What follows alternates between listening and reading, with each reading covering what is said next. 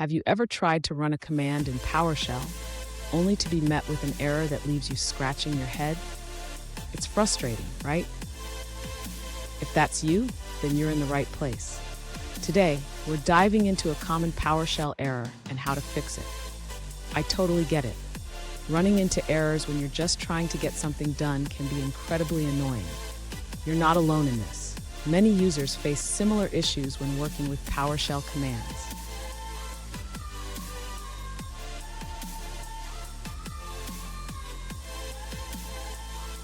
Here's the specific situation we're looking at. One user recently asked, "Why am I getting the error that says a positional parameter cannot be found that accepts argument test?"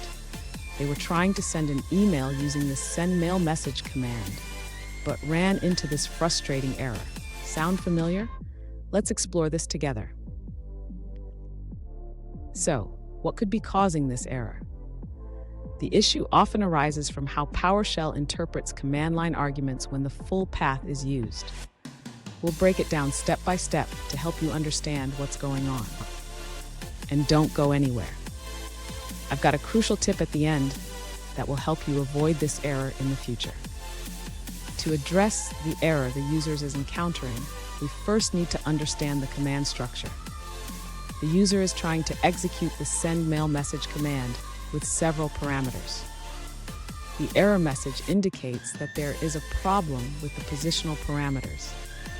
This often happens when the command is not properly formatted or when special characters are involved. Next, the user should check for any special characters in the command. In this case, the exclamation mark in the subject line could be causing the issue when running from the command line. To resolve this, the user can try enclosing the subject line in single quotes instead of double quotes. This can help avoid issues with special characters. Finally, the user should run the modified command again in the command line. This should help eliminate the error and allow the send mail message command to execute successfully. Fun fact, PowerShell was originally designed to help system administrators automate tasks. But even the best tools can throw a curveball now and then. Now let's look at the answers provided by other users. An alternative solution provided by another user suggests that you need to escape the double quotes in your command. This prevents the command processor from stripping them, which causes the word test to be misinterpreted as a parameter. Here's the tip I promised. Always check how you're invoking PowerShell commands. Running them directly in the shell can save you from unnecessary errors. And there you have it. You should be able to run your command without any issues now. Remember, understanding how PowerShell interprets commands is key.